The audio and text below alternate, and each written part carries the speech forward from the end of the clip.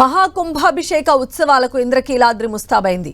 రేపటి నుంచి ప్రారంభం కానున్న కనకదుర్గ అమ్మవారి మహాకుంభాభిషేక మహోత్సవాలకు అన్ని ఏర్పాట్లు చేశారు ఆలయ అధికారులు. ఆగమ శాస్త్ర విధానంలో యాగాలు, హోమాలు జరుగుతాయని ఆలయ ఈవో సీనా నాయక్ తెలిపారు. ఈ ఉత్సవాలకు సీఎం చంద్రబాబుతో పాటు ప్రముఖులు హాజరు కానున్నారు. భక్తుల కోసం ఆలయంలో ప్రత్యేక ఏర్పాట్లు చేశామంటున్న ఈవో సీనా నాయక్తో మా ప్రతినిధి Jayaraj face to face. Kanakadurgamma అమ్మవారి ఆలయంలో ఈ నెల 6వ తేదీ నుంచి జరగబోయేటటువంటి మహా కుంభాభిషేకానికి ఏర్పాట్లన్నీ కూడా పూర్తయ్యాయి. ఇవి ఎన్ని రోజులు జరుగుతాయి, ఎలాంటి ఏర్పాట్లు చేశారు, ఎంతమంది భక్తులు రాబోతున్నారు, ఈ మహా కుంభాభిషేక ప్రత్యేకత ఏంటి వివరించడానికి మన దగ్గర ఆలయ ఈవో సీనా నాయక్ గారు మన దగ్గర ఉన్నారు. సార్ ఏంటి సార్, ఎప్పుడు ఈ మహా కుంభాభిషేకం ఎన్నాళ్ల తర్వాత జరుగుతూ ఉంది, దీని ప్రత్యేకత ఏంటి? ఓం శ్రీ కనకదుర్గాయ నమః. భారతదేశంలో ఉండే సుప్రసిద్ధ దేవాలయాల్లో ప్రసిద్ధిగాంచింది ఇంద్రకీలాద్రి శ్రీ దుర్గా మల్లేశ్వర స్వామి దేవస్థానం ఒకటి. ఇక్కడ 2012వ సంవత్సరంలో కుంభాభిషేకం జరిగింది. తర్వాత 2014లో కూడా మనకు పెద్దరాజగోపురం దగ్గర మెయిన్ పైన కలశాలు ఏదైతే ప్రతిష్ఠించారో దానితో పాటు మనకు అమ్మవారి ఆలయం కూడా మనకు ఆ రోజు కూడా కుంభాభిషేకం చేశారు. అంటే ఈవెన్ ఇప్పుడు 12 సంవత్సరాల తరువాత ఇప్పుడు మనకు రేపటి నుంచి అంటే 6, 7, 8 మార్చి ఈ 3 రోజులలో రేపు మనకు అఖండ దీపారాధనతోటి గణపతి పూజతోటి రేపు ప్రారంభమవుతుంది.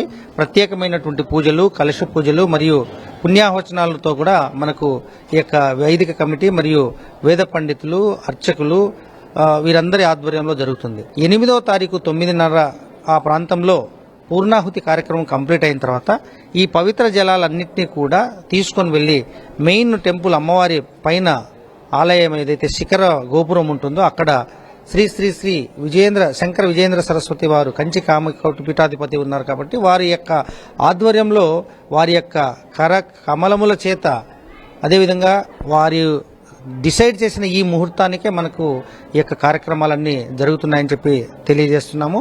ఆల్మోస్ట్ ఇది 12 సంవత్సరాల తర్వాత జరిగే కార్యక్రమం కాబట్టి భక్తులు కూడా ఎక్కువ సంఖ్యలో వస్తారని ముందుగానే అంచనా వేసి గౌరవ జిల్లా కలెక్టర్ గారు మరియు కమిషనర్ ఆఫ్ పోలీస్ వారి ఆధ్వర్యంలో కూడా ఒక మీటింగ్ పెట్టుకున్న తర్వాత ఈ యొక్క కార్యక్రమాలు ఒక మినీ దసరా లాగా కూడా మేము అరేంజ్మెంట్ చేసుకున్నాం. ఈ 3 రోజుల పాటు ఎలాంటి యాగాలు అదేవిధంగా పూజలు, హోమాలు జరిగే అవకాశం?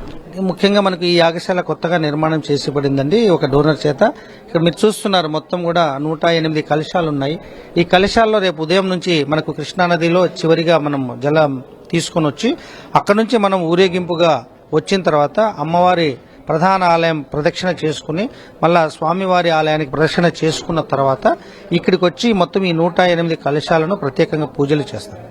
ఎవరైనా గానీ భక్తులు గానీ వచ్చే ప్రముఖులు గానీ సాంప్రదాయ దుస్తుల్లో రావాలి. 6, 7, 8వ తారీఖుల్లో మనకు ఎలాంటి ఆర్జిత సేవలు కూడా ఉండవు. మొత్తం కూడా వైదికంగా అర్చకులు చేసుకుంటారు. కానీ బయట నుంచి వచ్చే భక్తులు ఉభయదాతలుగా రావాల్సిన దానికి ఈ పూర్తిగా రద్దు చేయడం జరిగింది. ఈ 3 రోజులు సందర్భాన్ని బట్టి భక్తుల రద్దీని బట్టి అంతరాలయ దర్శనాలు కూడా రద్దు చేయడం అనేది జరిగింది.